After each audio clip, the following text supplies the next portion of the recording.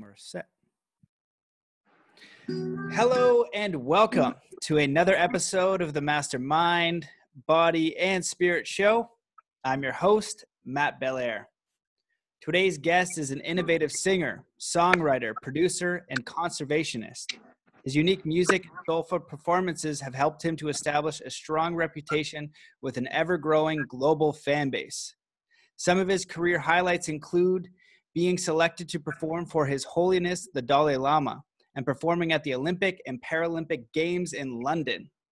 He has performed around the globe and shared the stage with the likes of Ben Harper, Michael Franti, Jack Johnson, 07, Alice Russell, and many others. As a result of his own fundraising dedication and volunteer efforts, his career has been supported by some of the world's greatest conservation platforms, including the Dalai Lama, Ocean Care, Greenpeace, and Sea Shepherd. He has taken part in expeditions with both organizations, visiting remote regions of the world and reporting from the areas most affected by exploitation. He has completed his award-winning Brazil Live Project album featuring many of Brazil's greatest artists. The project is helping underprivileged children across Brazil. He continues to work with his youth warrior empowerment programs at schools wherever he is on tour. His best works are coming out this year in his big launch album, Into the Light. The album features orchestras, several world-renowned producers, and is set to take the world by storm. Welcome to the show, Samuel J. What an intro. Wow. Condensed information. Yeah, well, you're doing a ton of work, man. I'm so glad to have you on the show and finally make this happen. It's been a long time coming, you know, because it has. I'm looking at what you're doing. It's so much, man. So I'm grateful for everything that you're doing, and I'm grateful to finally get you here. I just feel like the probability of us having a really good connection whilst I'm on land is a lot better than, whilst on the boat. I've been spending a lot of time, on the expeditions recently. So thank you for having me, and greetings everyone. Sending my blessings to all of you from California. Kind of peak, the peak heat of the summer has come to us on the West Coast, and wherever you may be tuning into. I hope that for all of you in the Southern Hemisphere, that at the peak of your winter, I hope that's a beautiful winter season for you, and everyone else in the Northern Hemisphere. I hope you're having a joyful summer. I feel growing up in Southern England is one assured way to appreciate the sun. Absolutely, man. Yeah. Well, one of the things I wanted to chat to you about, the intro was long because you've been doing so much. You've been working super hard on top of being an incredibly talented musician. I don't know where to start with you. I guess just to give the audience a little perspective on like who you are, a little bit about your background and all the incredible stuff you're working on. All right. Yeah.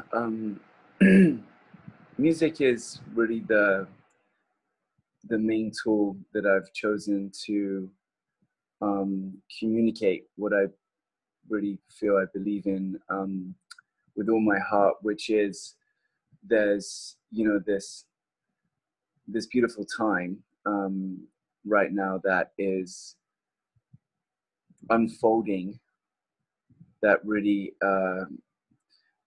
is connecting the whole planet really to the question of our purpose here in this world, our greater purpose as citizens of this global family. I don't see any separation between any of us, and what it is we're really here to do at this time, and what our responsibilities are, for each other and for the planet. And I'm really inspired by nature. I love nature so deeply. I was introduced to a very kind of exposed to beautiful kind of nature spots where I grew up in Southern England, but really from that grew like an understanding of a little bit of an understanding, because we're always learning forever about it, but like the elements and the importance of the seasons and those forces that give us life. And my dad is you know, a very kind of intelligent and passionate nautical navigation kind of mariner, and you know, has these old traditional ways of navigating in the ocean, and you know, introduced me to that. And my sister is like super passionate about permaculture, has been all over the world, you know, building schools and sustainable technologies to ensure longevity in, you know, in the health of the soil, and you know, in people's lives as well. And that's been a massive inspiration. And I definitely have always just had this kind of focus on giving back with the music, and it feels like that's where it's inspired from. You know, it's like, you know, music seems like a tool to direct, you know, energy, and with that, people's, you know, attention to those issues I feel, you know, most pressing in our time, and that is, you know, just upholding what is sacred, you know, in you and in the planet. And it's not particularly like a spiritual hippy dippy kind of thing. It's just coming from a perspective of like, what is important to you is important to me. You know, we all need clean air, we all need clean water. You know, everywhere you go in the world, people are flocking to see beautiful places and escapes, and you know, the world would have very little value if we lose that, you know, if we lose the essence of our natural world as we know it. So that's, you know, that's really kind of the background. And you know, I you know, as a musician, I absolutely love collaborating with people, and you know, I love being, it just seems so limitless. Music just seems so limitless. Like I got my little guitar here today, and you know, it's just, there's so many. I've been playing since I was around, you know, 10, 11 years old, and I'm still feel like a baby with this instrument. I love the guitar. I play a lot of body rhythm, tapping stuff like.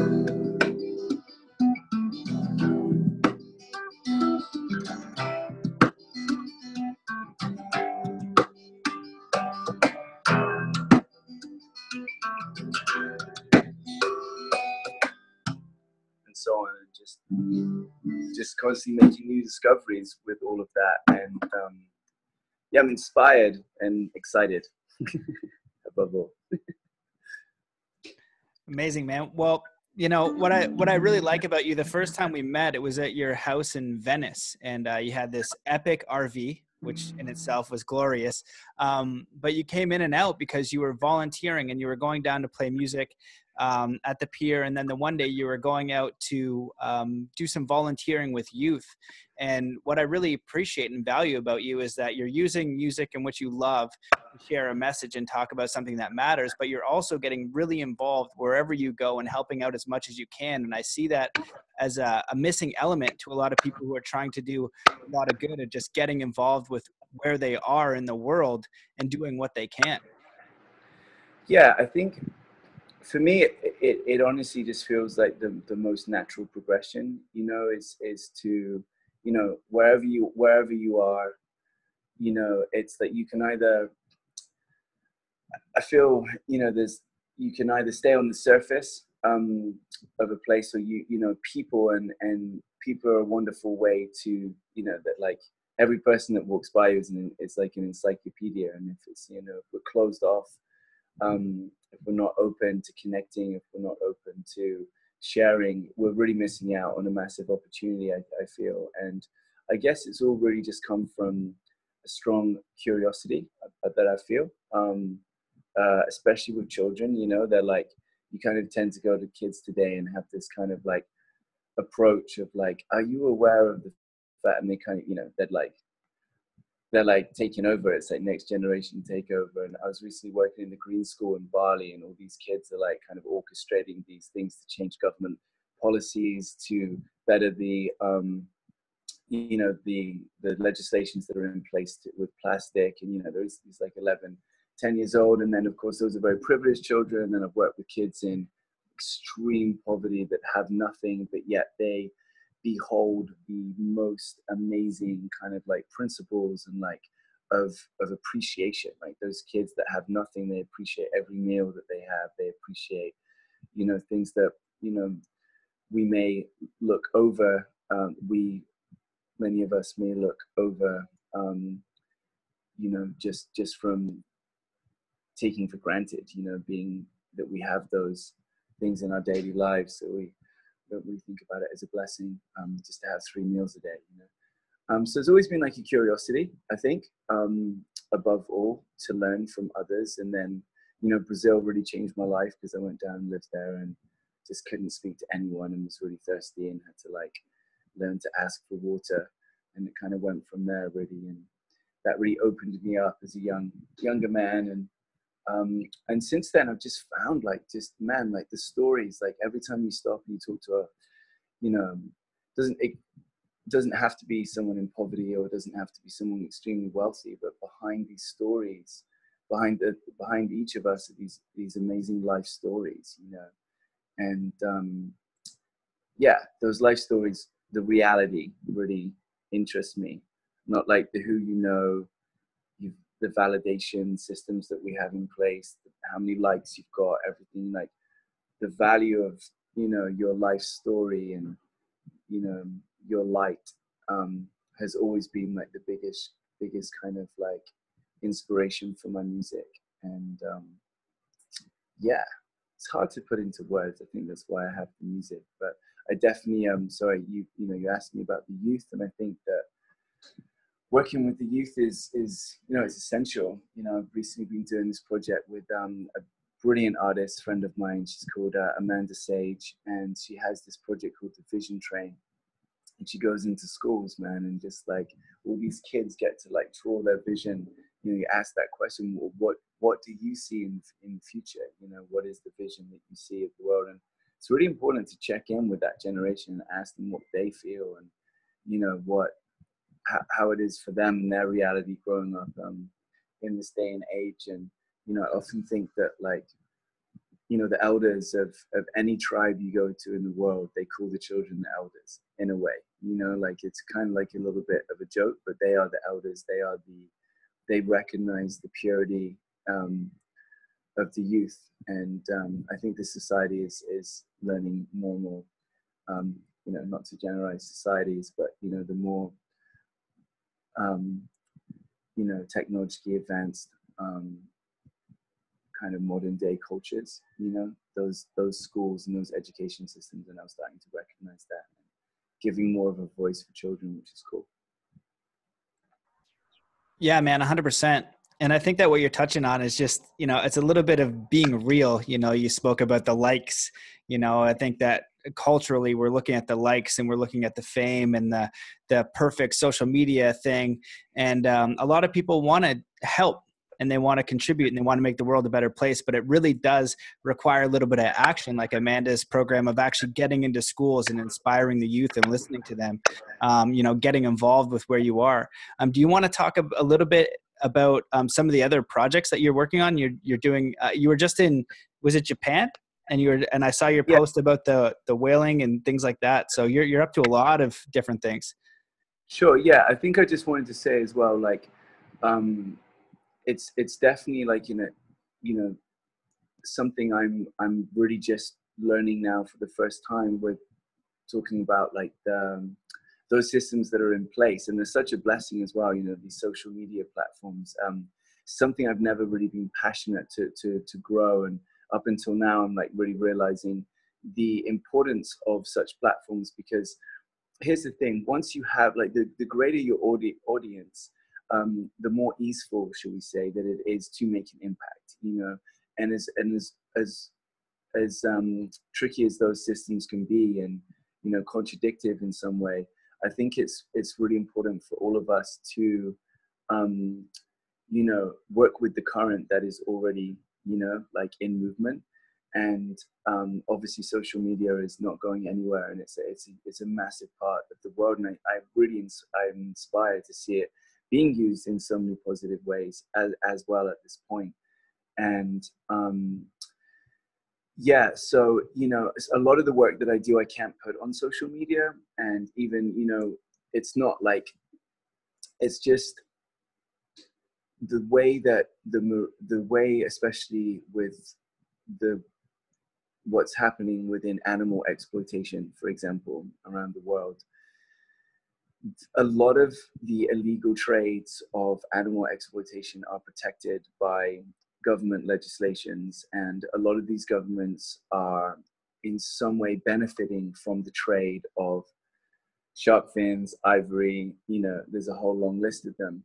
So as a reporter, or as, an individual, anyone that is going out to touch on this subject and, unveil some of the layers to see, just simply not even attacking it, just looking at what is going on in this circumstance, like what is actually happening with whaling, what is actually going on with shark finning. You need to go to the places where this is where the industry is happening, and where the economical part of it is taking place. And my experience with that, and I've been doing this kind of work for about 10 years now. More recently with Sea Shepherd in the last kind of 4 or 5 years.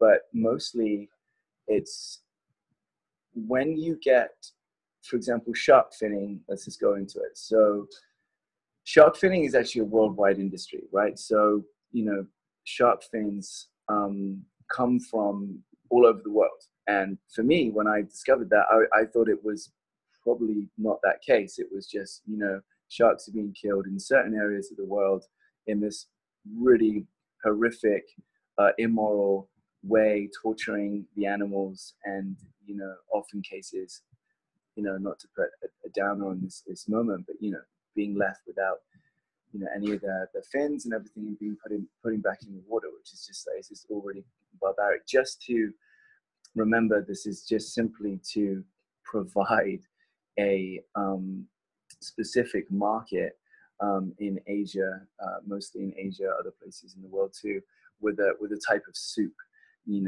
that it's not even like a lot of people, there's conspiracy surrounding whether it can be used for medical betterment or some kind of like medicine, but it's not. Shark fins are not used for any medical purposes, really. There's been very little findings on that. So at the rate in which sharks are being finned, let me try and remember some statistics, but it's there are like hundreds of thousands of shark fins, monthly going, and all of the shark fins go through Hong Kong, right? So huge international, conservation platforms like Sea Shepherd, like WWF have worked directly with the laws of many different countries involving this, and eventually got a legislation to ban international shark finning. However, there's always things that happen to keep the industry alive. And with shark finning, basically, they now call it a marine product, right? So it's illegal to dock the fin in, say, Spain if there's a bycatch. Bycatch, of course, for those that you don't know, is anything that is caught in the nets that's not a targeted catch, which is a lot of things with drift netting, like a lot. And when these sharks are landed in somewhere like Spain, or even England, or anywhere in Europe, like completely the other side of the world from China, they are not allowed to sell the shark. You're not allowed to use the animal for sale. So the Finns, knowing that they can make money, because all that money, are exported as a marine product to Hong Kong, and every single shark fin, they think, pretty much in like 80% or something like that, go through Hong Kong on their way to China to be sold. So the whole industry is being covered, is still allowed to go on because they are exporting it as a marine product, and it's just not enough funding and support for more research to prove, that this is happening, to show the governments that ordered the bans and everything. So it relies on small groups of people going there with their iPhones and filming all this stuff. And I've been trying to do my little part with that. And it was the same thing with the whaling in Japan as well. So, it's an interesting time that us, the people, are really, it's bizarre how we feel so unempowered sometimes, I think, as a society, because like we own the banks, like we own the economy. Every dollar that we vote with creates the trends, creates the society that we live in. So it's completely within our power to create positive change, or to create anything that we want to envision and manifest. And as soon as there's no supply, there's no demand, and as soon as there's no demand, there's no supply as well. It works both ways. But anyway, sorry, it's quite a complicated issue. I just thought I'd explain it, so you guys had an idea, because it's not something to summarize that easily. Yeah, man, and I'm glad you dove into it a little bit. I remember watching, I think it's Deep Cove, or the one where they do the dolphin finning. Yeah, the Cove. Yeah, that's the Cove. Yeah. Yeah, Tajita Bay happens. Yeah, awful. And so I think you touched on something important as well when you talked about social media. It's not that social media is bad. It's just that what we can use it for good. What are we doing? We can use all of these platforms that exist for good, and generating awareness onto problems that together we can come together and solve or put a dent in. And just like your project in Brazil, I'm wondering if you wanted to go into a little bit of that, because it talks about, I'm just curious in what way that project is helping serve underprivileged youth down in Brazil.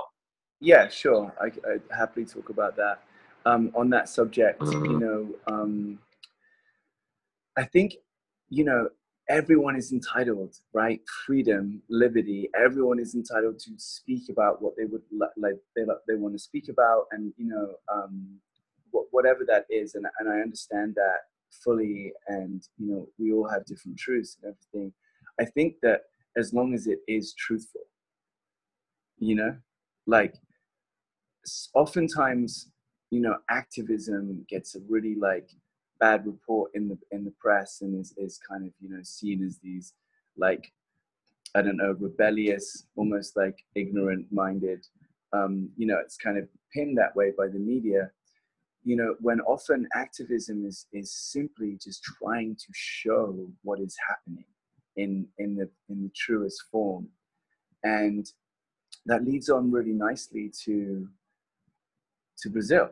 And what is actually happening in Brazil is that the country, as far as a responsibility within the education department of the country, which is the government there have abandoned a lot of or should we say have not prioritized education. Their money gets really kind of limited to a small section and community of the very wealthy, and a lot of the funding and things that are often decided as a democracy in Brazil by the people. They get to vote what they never ends up going there, which is why they have so much controversy, because there's all these holes where all this funding just kind of disappears. And a lot of people blame the politicians, a lot of people blame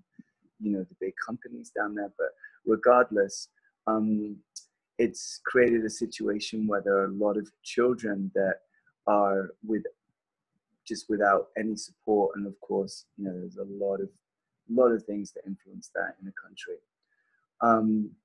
My own personal experience in Brazil was that I would meet these kids, and coming from my background, you see a children late night in the street, you're like, are you okay?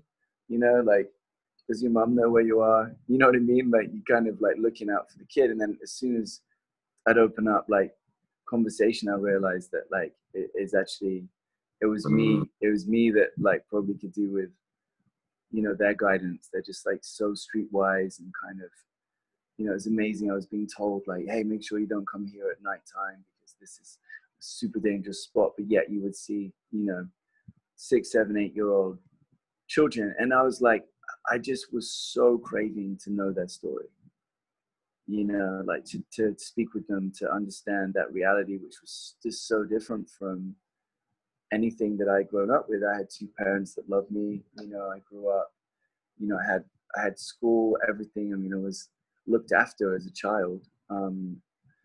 And, you know, I went and spoke to these kids, and it was like within hours of speaking to them, I'd write like a whole song. I wrote this song called Prince of the Sun about this young kid that was like looking after his 3 sisters, and he was 8, you know, and like just the courage that this, and like the way the world had shaped that. He was a young man already, and he was like 8 years old, and he had no one. So he had a football, and he was amazing, right? Like he would just like dance with the football and kick it up in the headlights at night. And that was one of the lyrics in the song, dancing in the headlights at night. Yeah, anyway, Prince of the Sun, you can Google it. It's with and then that ended up featuring an artist that is really well known in Brazil. So here's the whole thing, that kind of how it came about. So I was so inspired by these kids, right? Like it genuinely was just like baffling to me how these children were just so grown up. And, you know, then I started to see the dark reality. And the dark reality looks a little something like this. You're growing up in a space, and it's like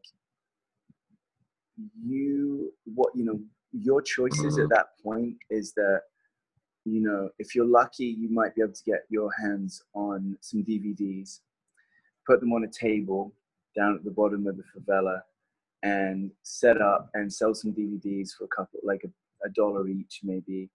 And then, you know, better hope that you make enough money to pay back the guy that sold you the DVDs by a certain date, whatever it is. And even if you were to sell and do really well, you're illegally trading, you don't have a permit, you don't, right? So these kids, they've got no real kind of, they've got no ID, no passports. They can't apply for jobs in the city. You know, they can't, you know, most police will arrest children and take them back to the favelas when they're out in, you know, because they try to separate them from, you know, the kind of built up areas.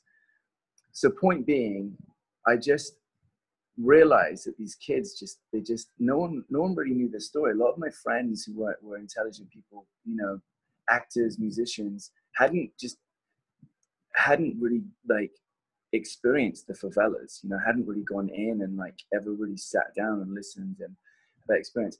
And I met and just to conclude with that, you know, with the children. So a lot of them, you know, the older kids will be like, hey, you know, please go and pick me up some shopping. And it starts with shopping. It starts with a can of Coke. It starts with chocolate bar or something. And you can keep the change. When you come back up, you know, the Morro, the mountain, you know, you can make this delivery, but you can keep the change. They start making little bits of money. Before you know it, that same kid is going to give them a little wrap of whatever it is, like normally Coke, cocaine. And these children basically take these small, then bigger and bigger and bigger as they get older, and they become drug traffickers. And that's illegal, and that's a war between the police and all these children, these young children that become armed, you know, and it's just a whole colossal situation. So amongst all of that, I met many superheroes, people that had not chosen in their life to, you know, make a lot more money by dealing in drugs, and had stayed true to what they believe in. And this one wonderful man, I love him to pieces, he's called Lucky, and he didn't have a name when he was born. He doesn't, so everyone called him, you know, like Luck, Lucky. And he was really like my guardian. Everyone knows this guy. He teaches breakdancing to children that are addicted to drugs to get off the drugs, to be healthy again. And you know, I was in parallel to meeting him. My music was going pretty well in Brazil, and I had started collaborating with all these fairly well-known artists, right? Vanessa da Mata, Gabriel Pensador, Marcelo D2, household names in Brazil, and extremely wonderful people. And I've made this album with them singing, with them, you know, Olodum, the famous percussion band, and we recorded all the music together.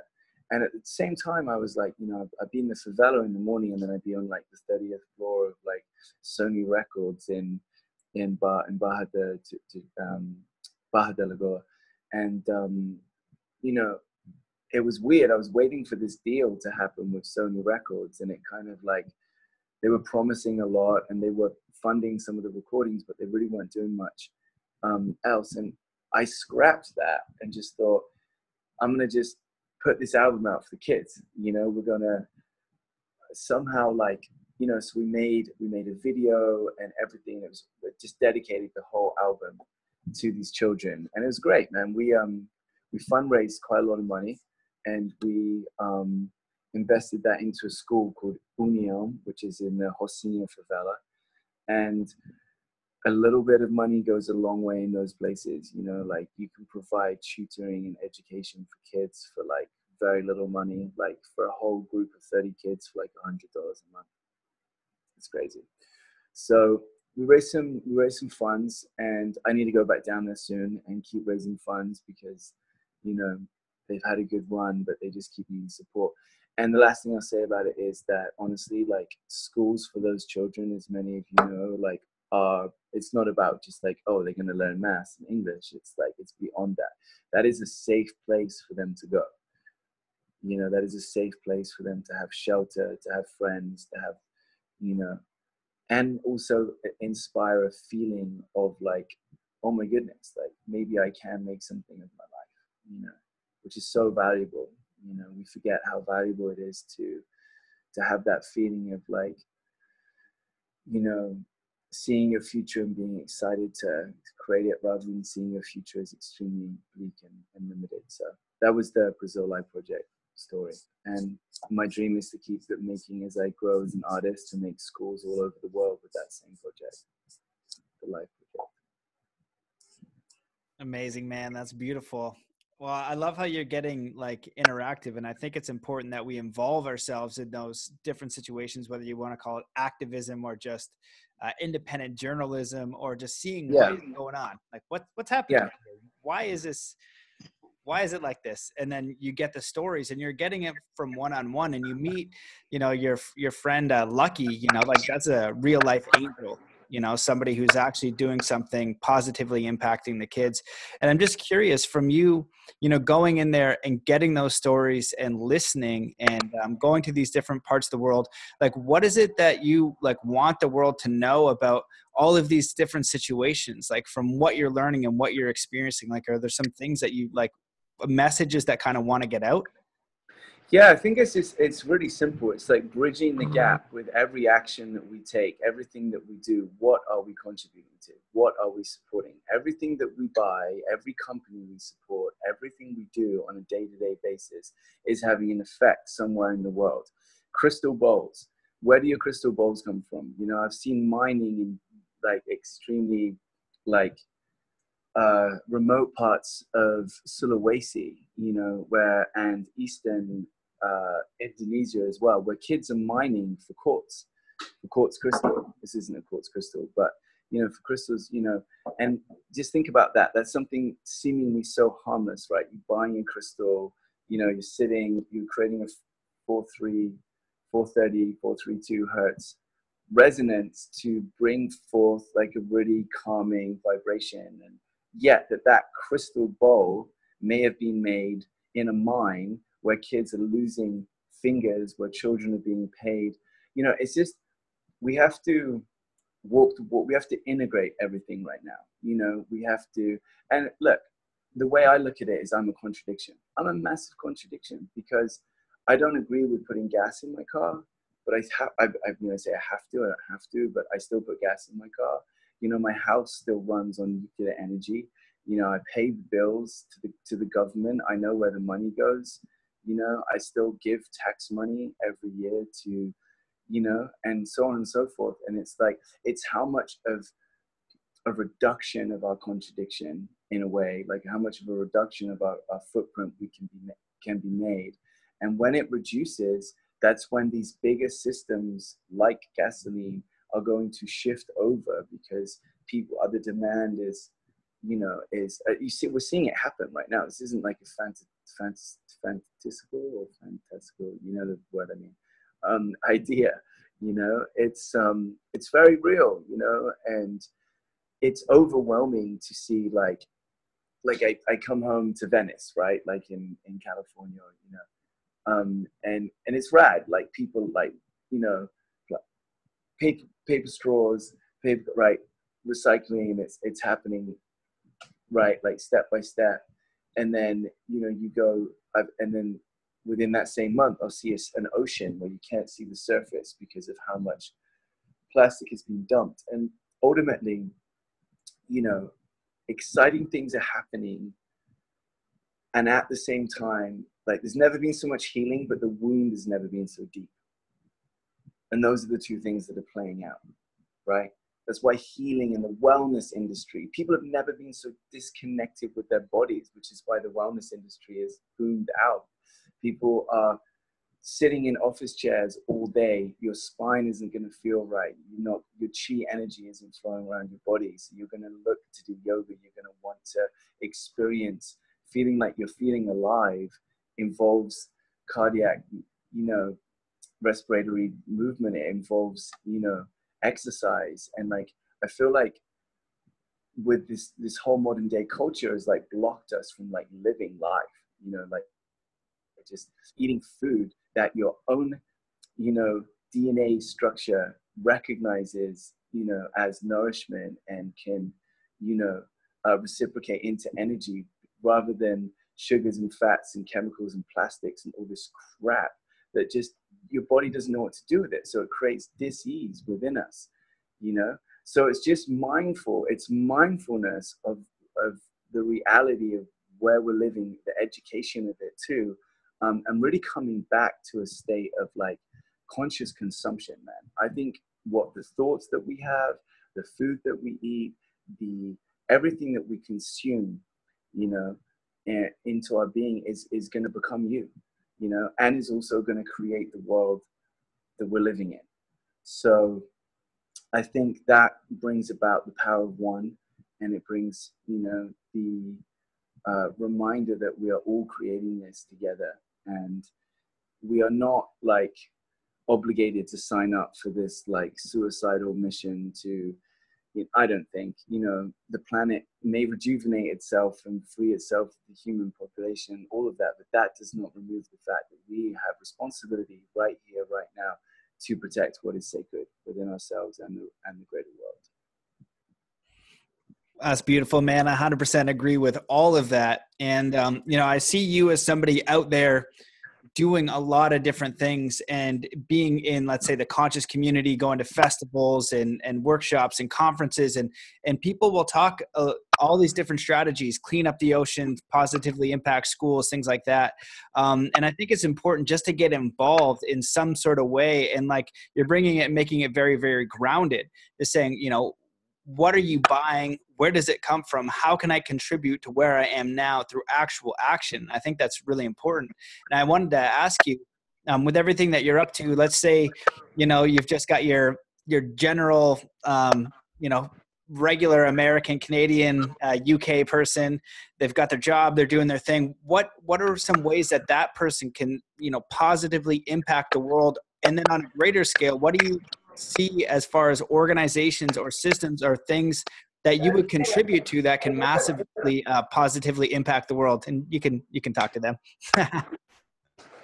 Yeah, I mean, the first thing is that like it's important to, you know, recognize just like I was saying, the power that we all have. I think that until we actually have like you know, an idea of like a feeling of empowerment to make a difference. I feel that without that, it can be quite uninspiring and to do so. And I really speak from no higher place. You know, I'm just figuring all this out myself. I've just been able to experience a lot of cool things from the reality. Hey, thank you. I'm almost finished here. Sorry about that. Okay.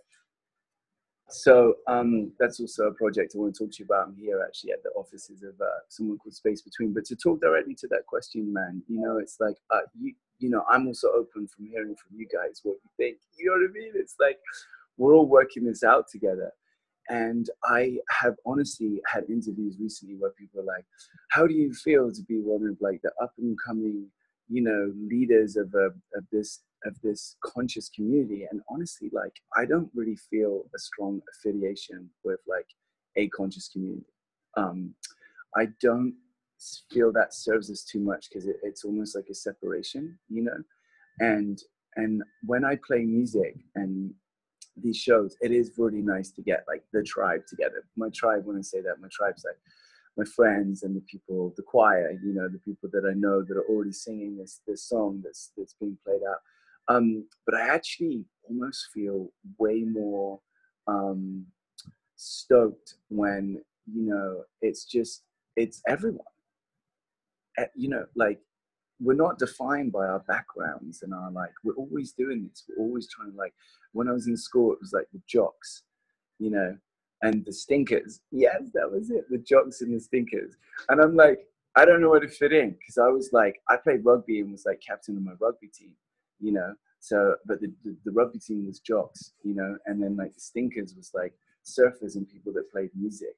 And I'm like, okay, you know, and many of us, you know, like, don't want to be defined by these subcategories. So I think that's really important. And at my shows, you know, I've always said that, and really try and stay open to people across the board. But come because it you know, it's all people. Like, you know, we're doing this amazing benefit at the Greek Theatre on the 11th of October, and it's all about the importance of water. And can you tell me one subcategory or one social group that isn't an importance to?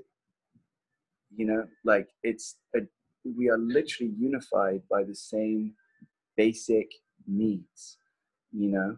And that's what I hope beyond everything my music can speak to. But coming back to your question, there are lots of things we can do. There are lots and lots of things that we can do. I mean, you know, the list is different when we are, depending on which part of the, you know, of the ecological issue that we're looking at. For example, marine conservation, you know, it's really like, I've eaten fish all my life, and, you know, I harpoon fish occasionally still. Caught a lot of fish in my youth. And right now, with everything that's happening, it is almost impossible to consume fish and it to be, you know, sustainable for the environment, because 85% of fish is coming from commercial fishing. So again, it comes back to just being really honest with yourself. Like, if you want to eat fish, right, or you want to eat animals, or, you know, consume whatever it is, just know the method in which that animal is, you know, is being kept, the method in which that animal is being killed, all of it, and then just sit with it and be like, I'm okay with this. I'm okay with what it is, and if you are, then, you know, that's your choice, you know. But if you're not, right, then do not do it, because it creates a conflict within your own life. Every time we do something that we do not believe in, it creates a massive inner conflict, you know. And a lot of the dis-ease within our own bodies is, you know, is from that. So I think that being true to yourself, like that good old phrase, is there's a lot more to that than meets the eye. And yeah, like I said, I'm just figuring all this out myself. And, you know, so that I don't agree with poisoning fields and, just that, like certain cereals and things like that. We really are at a time where we have to research and really look into where things are coming from. I think above all, that will really help. Support local markets always. Get products that are local to your region. You don't understand, the systems in the body, the digestive system, self-education, so that we know what is good for us and what is not. Especially, like, you might be poisoning your own children, if you're not self-educating yourself about candida, about, all these things that are, responsible for causing disease. And above all, just minimize, the plastic is a massive, massive thing, like, minimizing your footprint can come from very simple little moderations in your life. Refuse to use plastic. Every time I go to Whole Foods, I'm like, I don't know why you have plastic bags. I can't use your plastic bags. Tell the person on the reception, to tell the person that's in the management. You never know what ripple you're going to send out. I recently was on the airplane and I was like, I can't eat any of this food. It's all wrapped in plastic. And then I literally, it hasn't happened yet, but I'm going to, next time I go to LAX, I have like an open opportunity to meet with the American Airlines person. Shouldn't have said that, but that person, about that, like just keep talking, talk to people about what you're passionate about what you believe in, about share your truth. We don't have to be boxed up anymore and feeling unwell. And now is the time to speak out. Now is the time to be honest with ourselves. And yeah, and it's happening, and the movement is huge, and we're not alone. The tips of everyone's tongues in Asia was concern about the plastic in the oceans, and it's on everyone's mindset. It's so yeah. Awesome, man. Well, I 100% agree with all that. And it's, I grabbed a coffee today and they had the straws and I couldn't use the straw. And I just asked them to borrow a spoon, and I was like, just leave out some spoons and you don't have to, at each coffee shop with all these straws, how many coffees they sell. It's just little things like that, and as you make that action, it makes them think, you know what I mean? You are creating a ripple effect through your own choice. And there's a lot of power in that.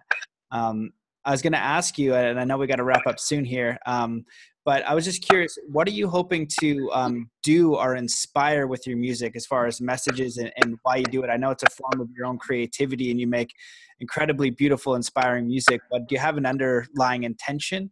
And just advice for up and coming artists, because I know a lot of people are inspired by music and art, and can be challenging to make a living, and people have different perceptions on being a musician and an artist. And I'm just curious if you could give some tips for those people attempting to walk in those shoes. Yeah, I mean, I don't know if I have any tips other than just the simple fact that, you are really interesting. Just you, the way you are. There's not another butterfly with the same color wings as you. So when you are you and allow your own kind of feelings and emotions to be portrayed by your music, it's going to be really, really unique. And it's going to be interesting. I think that our attention is gripped, isn't it? When someone is telling something from their heart, when someone is speaking about something from their heart, you will feel it in your heart. If you make a song to be famous, people are going to feel that you're making that song to be famous. If you make a song to communicate about something that you went through that was like a heartbreak or something really, really powerful, I believe people will feel their hearts. So music is a lot like water. It's transparent, and I really don't feel like I've got like a lot of things figured out within the music sometimes. And I really think that I wouldn't be so inspired to keep going if it wasn't for all the reflections I get back. So we have to share our music for it to be fully real. I love playing music, but when I receive a letter from someone that's like, oh, I had cancer and I listen to your song every day to help me get through this process, then I'm like, it's way beyond me. It's nothing to do with me. It's like, you know, there's an amazingness, there's a light, you know, and each of us are able to tap into that and communicate something from that channeling in many different ways. Some people it's just with their hands. Some people break into song. Some people might just, you know, it makes them a really great lover or a really good friend or whatever our gifts are, you know, our honesty, our loyalty, you know, there are a long list of, you know, being dedicated, compassion, you know, it's all kind of sourcing from the place. I think the music really is just like, it's changing the market, which is really exciting. You know, for the first time ever, we're hearing like music that being prioritized the meaning more than the sales factor. Like it's always been like, well, we love your music. How many times have I heard this in my life?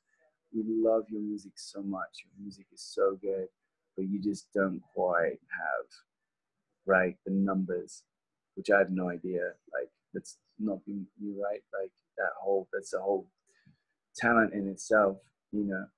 And now it's like, it seems like it's, you know, the industry, the labels and people are actually, you know, what do I want my brand to be identified with?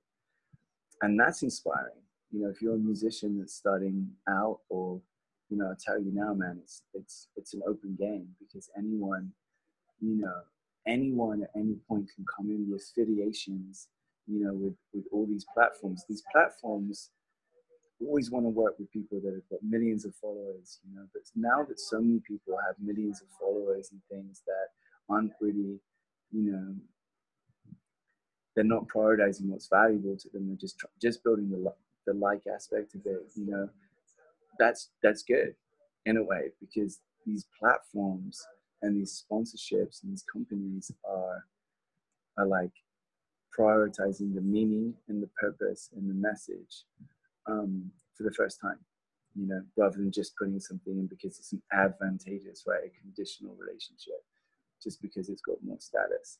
That really interests me, man, because if we're just all having friendships with each other because of how much, you know, monetary funds people have, and because it's like advantageous to be in the circle of other people that have those kind of monetary numbers, I mean, what's that about, right? Like that's just not even real, you know. Like, so I think that music's a wonderful opportunity. You can't lie with music, you know, it's so pure and true, you know. So I'm really excited for everyone that is singing from their heart, and that's all that really gets remembered is when the dust settles, anyway. Yeah, man. Well, I appreciate everything you just said there. I couldn't agree more. And you are doing that, and you've been doing that for a long time. So it's nice. I think it's like a slower roll. And I get a lot of artists, and, you know, I had a marketing background and coaching and things. Are like, how do I get my music out? I was like, well, with anything creative, same with sports, being a sports coach, you know, they want to be sponsored, the pro snowboarder, number one. I was like, do it for the love of doing it and express yourself in the way that you want to express yourself, honestly. And don't break that integrity with who you are. That's going to be the most honest form of expression of who you are, and it's going to be your best work. What happens outside is kind of not up to you, but if you're continuously doing good work from your heart, you know, you're going to be taken care of in some way. You just might have to, you know, make some sacrifices as far as, you know, are you going to change your whole album to get this, or are you going to change it to get likes, you know, to keep that integrity. I think that's super important. So I know we got to wrap up, but I'm going to ask you, you can feel free to elaborate as long as you wish, but I appreciate you coming on. Is there anything that you wish that I had asked, or that you want to leave like final thoughts, or anything else you want to touch on before we close it up?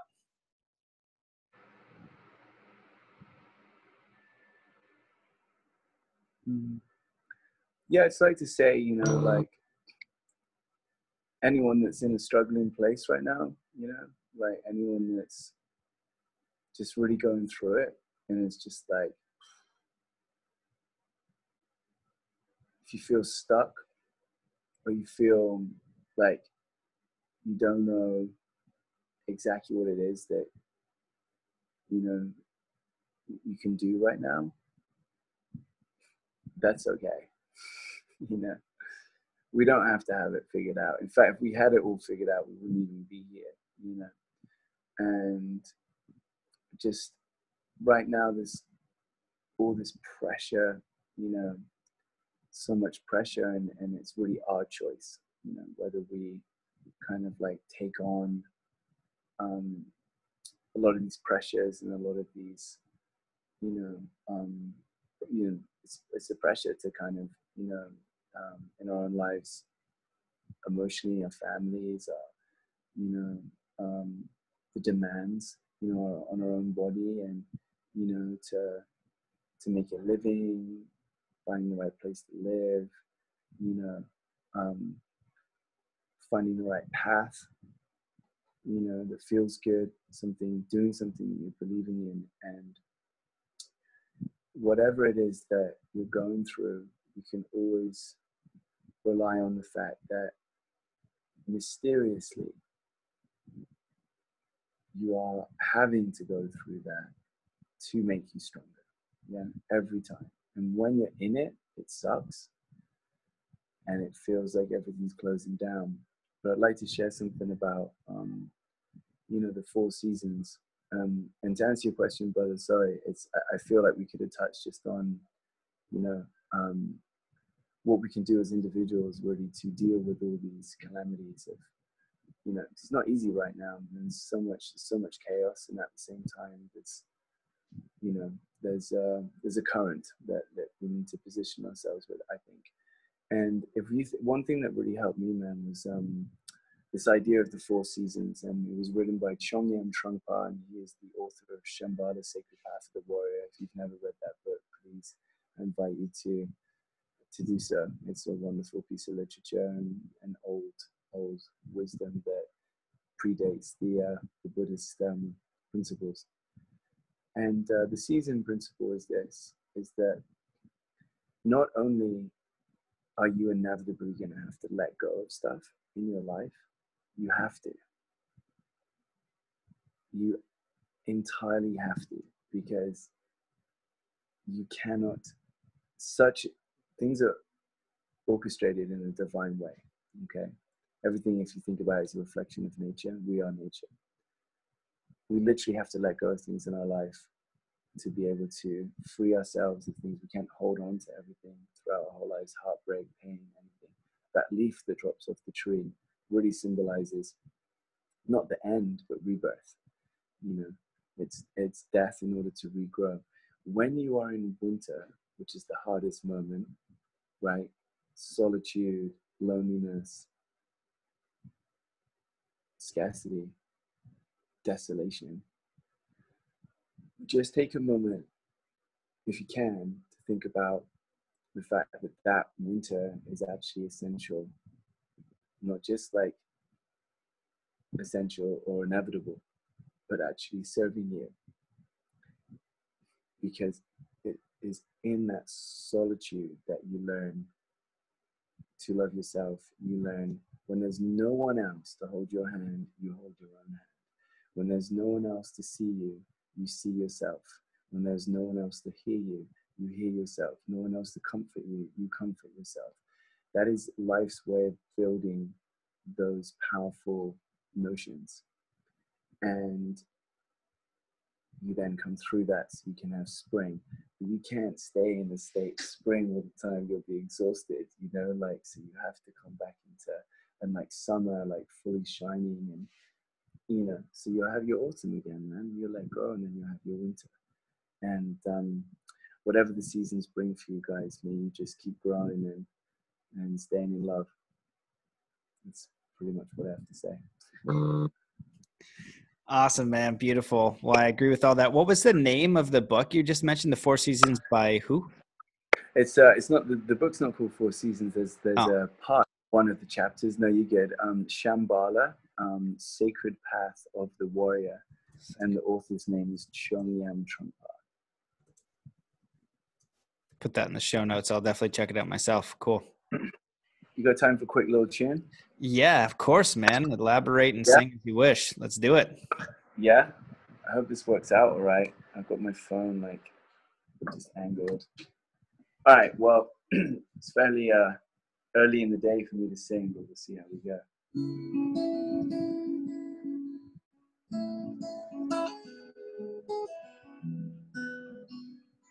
Thank you for those people that did tune in. Yeah?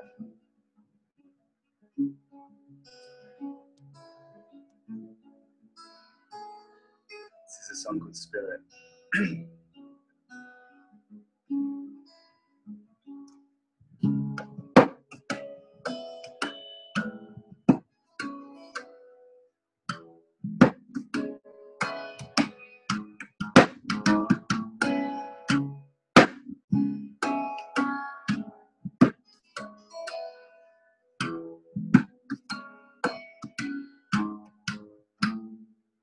Way past the lonesome road, our cities now unknown, beyond our reason. We find the wind that blows, wind that knows your name. It's been with you now all through the ages, when it's right in the pages of your life. Man, we live and learn. Now as the world turns, as the satellites were bound, as the old scriptures and the wisdom now found in the ground. Find that wind that blows, wind that knows your name. Just sing, follow me always, showing up in all ways. Spirit is guiding, still enough to find you. Follow me always, showing up in always. Spirit is guiding, still enough to find you. Right here, right now. Hi. Even where the ice caps melt, where the lovers can still man, where crowds were feeling, breaking through the concrete. Mother Earth speak, she teaching, reaching, new day competing, higher and higher when she crawls, even below the snow.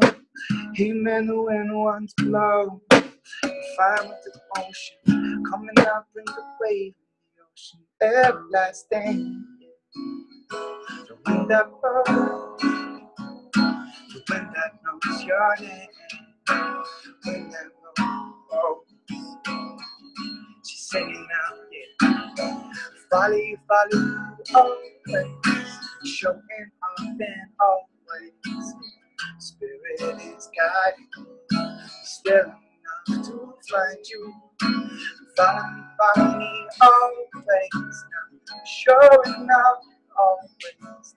Spirit is guiding, still enough to find you.